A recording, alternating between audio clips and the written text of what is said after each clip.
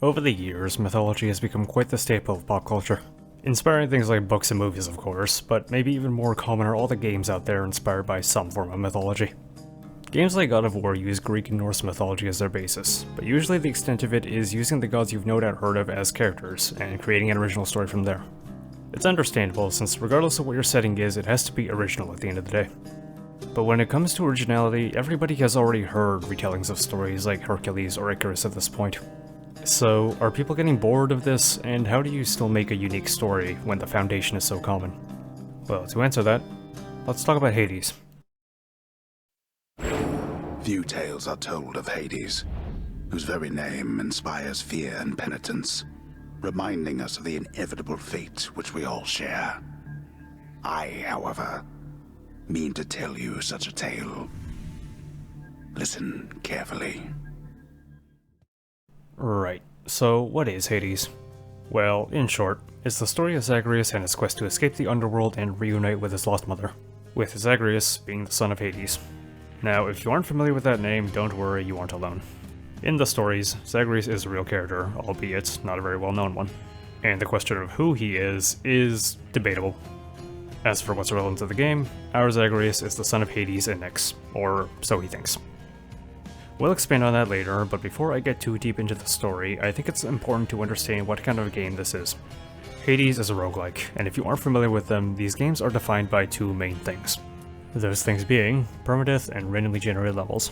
The point of a system like this is that you start a run with next to nothing and get upgrades throughout the run until you eventually die or reach the goal. This means that every run is unique, and you get the full experience from start to finish every time you start a run.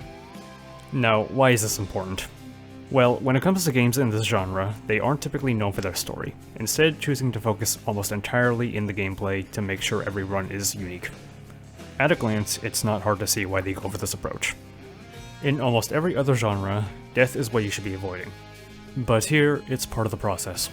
Naturally, it's going to be hard to tell a story when most stories are supposed to end at death and yours just doesn't. Between this and a randomly generated world, you already have some big hurdles to overcome before you start penning the narrative. So the question remains, how does Hades deal with these problems?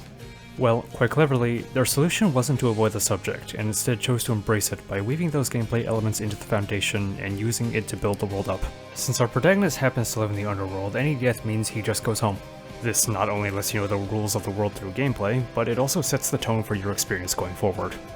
Death is everywhere in this game, which means that every time you die and go back to the House of Hades, you'll be greeted very casually.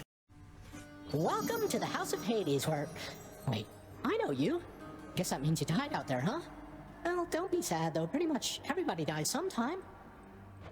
Good to see you, lad, despite the circumstances. Remember your training out there. The pain of death is but another obstacle. And fear is for the weak. Take care, Achilles. Hopefully these interactions should get the point across to the player that failing shouldn't be discouraging, and that even if you fail, you have people doing their part to help you on your journey. But let's back up a little. Where does this journey start? Well, it all goes back to one night where Zagreus is snooping around his father's belongings and comes across a curious letter hidden away. Hades, I can no longer tolerate my life here in this place. So I am leaving, even if it kills me. I won't be returning to Olympus. If there is a place where I belong in this world, it must be somewhere between heaven and hell. Perhaps it's on the coast, and has a little garden. Take care of Cerberus. I shall miss him. Thus did Prince of the Underworld Zagreus absorb the contents of this hidden letter, written in his mother's hand. His mother's hand? My mother's hand? Wait, what? You're saying this Persephone, that she's my mother?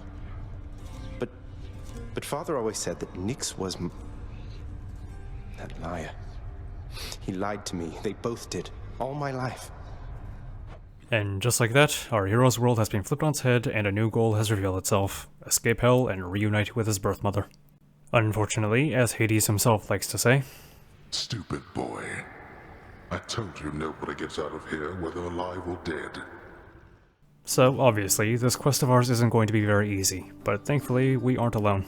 Over the course of our journey, we'll meet plenty of others willing to help in their own ways, but the real stars of the show would be the gods on Mount Olympus. Thanks to our foster mother Nyx, we've been put in contact with the rest of our family, and they quickly proved to be our greatest ally on our mission. Or at least what they think our mission is, since they assume that we're looking to join them on Mount Olympus. Regardless, their help comes in the form of boons, which essentially forms the core of combat in the game. Each boon you pick up will offer a choice of 3 options that will upgrade one area of your build, and these upgrades are themed after whichever god is offering said boon. Zeus imbues your attacks with chain lightning, Poseidon adds tons of knockback akin to the push and pull of waves, that kind of thing. It's an interesting system, and how it works makes sense, but I can't help but feel like it can be a little limiting at times. What I mean by that is that as someone who plays a lot of roguelikes, one of the things I look forward to the most are the crazy and weird interactions between items. The approach in Hades makes it so every option is viable on its own, but when everything is self-sufficient, it makes the need for synergy less necessary. This isn't really a design flaw, more of a personal preference than anything. Now, while I did mention that gameplay is usually the main selling point of games like these, in Hades is only one aspect of many. The unforgiving nature of the gameplay is typically an acquired taste in most roguelikes, and since that's usually the only thing these games have going for them, it's going to be very hit or miss. The story in Hades isn't just passable or good when compared to the low bar of others in the genre. The writing in this game doesn't need an asterisk attached to it, and it's proven itself to be capable of standing shoulder to shoulder with some of the greatest works of fiction out there, and I'm really not exaggerating either. Back in 2021, Hades made history by becoming the first video game to win the prestigious Hugo Award, an award typically reserved for works of literature in the realm of fantasy and science fiction. But, if you're anything like me, awards alone aren't going to be enough to convince you of quality. So the question remains for people like us, what makes this story so good? Having a basis in Greek mythology can be a good hook to get somebody in, but if you don't have more than your premise, you'll still be stuck. Supergiant Games managed to take the story of a god that almost nobody heard of and retell it using tools that nobody thought to try to use. The harsh and repetitive gameplay perfectly captures how difficult this quest of ours is. And in hindsight, I don't think the story would have hit as hard if it was told in a different medium or genre. The boon system is your main gameplay gimmick, but it also serves as a way to show off the gods that are helping you, and every time they show up, their charisma radiates from the short time that they have. For me, indeed. How gracious that you keep me in your thoughts. Know that likewise I keep you in mine. First spot in Asphodel. How did you finally got under there, cuz? Big congratulations due for that. Congrats! The secret's safe with me, of course. The others here, they think you're still at it. Though, I guess you are. Don't think I can say I've ever enjoyed the personality of the item system before, but here we are. And it's not just the Olympian gods either. Every character you meet, their personality and quirks will shine through with every moment they have. Even characters that speak exclusively in grunts and moans have their own personality to them. And yes, even the narrator has his time in the spotlight. Thus did the prince discover, inadvertently, the well-kept truth about his lineage. Entirely by chance, this did occur. Of course, while having a plethora of fun characters to interact with is important, it's just as important to get Zagreus' personality right. When it comes to other characters you might be more familiar with, they usually keep the same characteristics they're often associated with.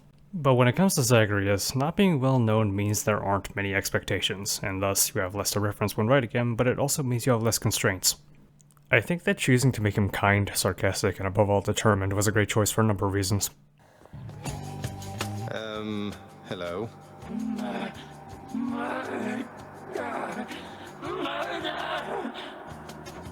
No murder. Zagreus. My name is Zagreus. Can you say that to Tiffany? No murder. Zagreus.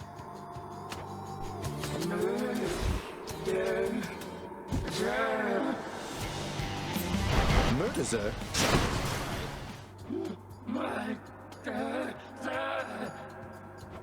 You really did say murder, sir, didn't you? That's progress. Zagreus. I'm Zagreus. I'm not a murderer. Can you say Zagreus?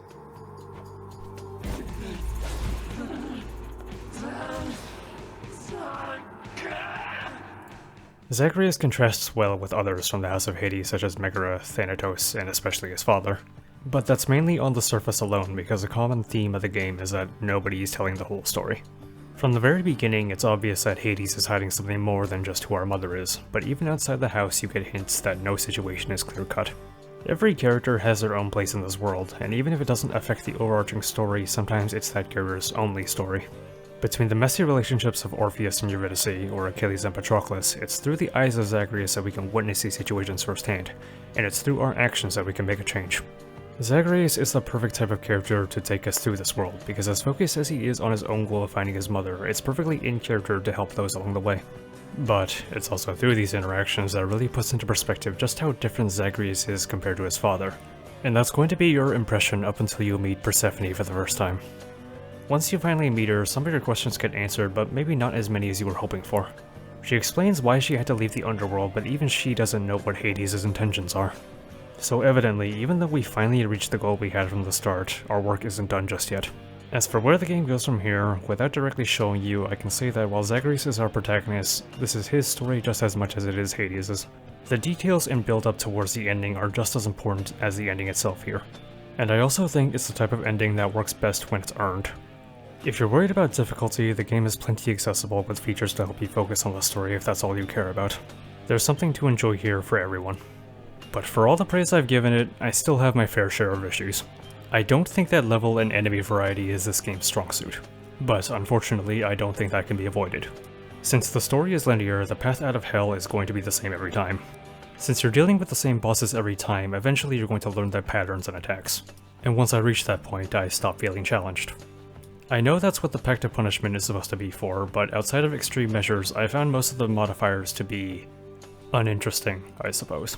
This is all very subjective at the end of the day, but it goes to show that even for a game as great as this, there are still ways that it can be improved. Hades is definitely a great game, but I think it was a different kind of great than I was anticipating. Where other roguelikes look at the story as a lost cause due to the weaknesses of the genre, the devs here managed to turn that weakness into one of its greatest strengths, and captured something akin to lightning in a bottle. Will other developers try to explore this aspect too? I'm not too sure about that, but at the very least Supergiant thinks that they can do it again with Hades 2 in the works. If you've never played Hades, I would definitely recommend it. It's a game that isn't defined by genre, and many of my friends who've never played a game like this loved it all the same. While I don't think it's perfect, I do think that it's one of the most complete games I've played. It's rare for me to see a game that has so many features, from social aspects to home decoration, and still have it work somehow. The best way I could describe Hades is that it's a game that tried to do it all and do it well. And honestly, despite my minor grievances, I think they nailed it. You'll never